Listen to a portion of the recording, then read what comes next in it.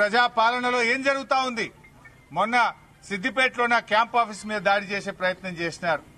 మొన్న కమలాకరణ, సబితక్క, నేను, జగదీష్ రెడ్డి గారు ఖమ్మంలో కారులో ప్రయాణిస్తుంటే వరద బాధితులకు సాయం చేయడానికి వెళ్తే కష్టాల్లో ఉన్న ప్రజల్ని ఆదుకోవడానికి పరామర్శించడానికి ప్రతిపక్ష శాసనసభ్యులు వెళ్తే మా మీద ఖమ్మంలో దాడి చేశారు. మా కార్లను రాళ్లతో దాడి చేశారు. పోలీస్ స్టేషన్లో ఫిర్యాదు చేస్తే 10 రోజులైనా ఇప్పటిదాకా ఎఫ్ఐఆర్ ఇష్యూ కాలేదు, గుండాలను అరెస్టు చేయలేదు. ఇవాళ మళ్లీ మా శాసనసభ్యుడు కౌశిక్ రెడ్డి గారు ప్రజాస్వామ్యం గురించి మాట్లాడినాడు. హైకోర్టు మొట్టికాయలు వేసింది, రాజీనామా చేయండి అని అడిగినాడు. మీరు కండువా కప్పుకున్నది మీరు. ట్విట్టర్ లో కాంగ్రెస్ లో చేరాను అని ట్విట్టర్ లో పెట్టింది గాంధీ గారు. కాంగ్రెస్ లో చేరిన సందర్భంగా ప్రభుత్వ సలహాదారు వేం నరేందర్ రెడ్డికి కండువా కప్పినా ట్విట్టర్ లో పెట్టుకున్నది నువ్వే. ఇవాళ నా నియోజకవర్గ అభివృద్ధి కోసం కాంగ్రెస్ లో చేరుతున్నా అని మీడియాలకు ఇంటర్వ్యూలు ఇచ్చింది నువ్వే. పీఏసీ చైర్మన్ కాగానే నేను ప్రతిపక్షంలో ఉన్నా, నేను కాంగ్రెస్ లో సిగ్గు లేకుండా మాట్లాడింది కూడా నువ్వే. ప్రజలు నవ్వుకుంటున్నారు. అయితే డిఫెన్స్ లో పడి ఇజ్జత్మానం పోయిందని, ప్రజల్లో అవమానం పాలైపోయినామని ఇవాళ ప్రశ్నిస్తే మా కౌశిక్ రెడ్డి గారి మీద దాడి చేసే ప్రయత్నం చేసింది. అంటే ఈ దాడి రేవంత్ రెడ్డి గారు చేయించిన దాడి. ఇవాళ పోలీసులు ఏం చేస్తున్నట్టు? నేను 3 సార్లు మాట్లాడాను. మా ఎమ్మెల్యే గారినేమో హౌస్ అరెస్ట్ చేస్తారు, గాంధీ గారిని ఆయన ఇంట్లో హౌస్ అరెస్ట్ చేయడానికి అవకాశం లేకుండానా? ఆయన కూకట్పల్లి నుంచి ఇక్కడి దాకా వస్తుంటే ఏ రకంగా ఎస్కాట్లు ఇచ్చి తీసుకొచ్చిండ్రు? అంటే ఇది ప్రభుత్వ దాడి, ఇది రేవంత్ రెడ్డి చేయించినటువంటి దాడి. అందుకే మేము ఒకటే కోరుతా ఉన్నాం, డీజీపీ గారిని, సైబరాబాద్ పోలీస్ కమిషనర్ను, దయచేసి మీకేమన్నా లా అండ్ ఆర్డర్ను కాపాడాలనుకుంటే తక్షణమే చట్టం మీద నమ్మకం ఉంటే, విశ్వాసం ఉంటే ఏసీపీని, సిఐని వెంటనే సస్పెండ్ చేయాలని బీఆర్ఎస్ పార్టీ డిమాండ్ చేస్తుంది. దీని మీద ఉన్నత స్థాయి విచారణ జరపాలని బీఆర్ఎస్ పార్టీ డిమాండ్ చేస్తుంది. లేకుంటే మేము వదిలిపెట్టాం. దీన్ని ఎంత దూరమైనా తీసుకుపోతాం. ఎందుకంటే మాకేమీ మీ మీద ప్రతిదాడులు చేయలేక కాదు, కానీ పోరాడి తెలంగాణ తెచ్చుకున్నాం. ఎన్నో త్యాగాలతో తెచ్చుకున్న తెలంగాణ.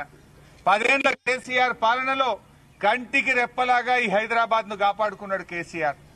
హైదరాబాద్ బ్రాండ్ ఇమేజ్ పెంచిండు కేసీఆర్. ప్రపంచ పటములో హైదరాబాద్ ను ఒక పెట్టుబడులకు స్వర్గధామంగా హైదరాబాద్ ను తీర్చిదిద్దిండు కేసీఆర్. ఎవరైనా హైదరాబాద్ కు పోవాలన్నంత గొప్పగా 10 ఏళ్లు కేసీఆర్ గారు ఈ తెలంగాణను, హైదరాబాద్ ను నిద్ర లేకుండా రాత్రింబవళ్లు కష్టపడి ఈ హైదరాబాద్ యొక్క ప్రతిష్ట పెంచినాం, గౌరవం పెంచినాం, హైదరాబాద్ కు పెట్టుబడులు తెచ్చినాం. నీ పాలనలో ఏం జరిగిందో సబితక్క మొన్న అసెంబ్లీలో చెప్పింది.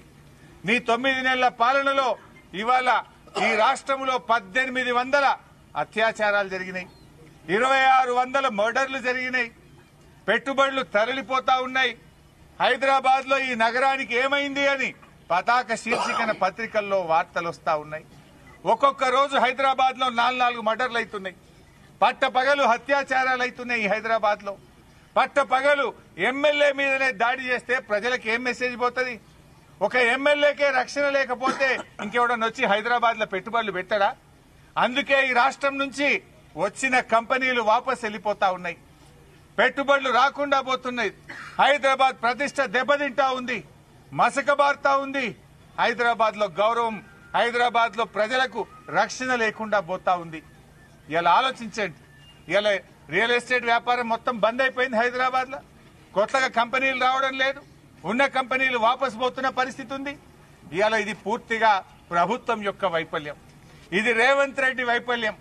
రేవంత్ రెడ్డి గారు మీరేం చేయదలుచుకున్నారు? ఈ రాష్ట్రాన్ని 9 నెలల్లో 9 కమ్యూనల్ ఇన్సిడెంట్స్ అయినాయి. ఈ రాష్ట్రంలో 9 కమ్యూనల్ ఇన్సిడెంట్స్ అయినాయి. 9 ఏళ్ల కేసీఆర్ పాలనలో ఒక్క రోజు కూడా జరగలేదు.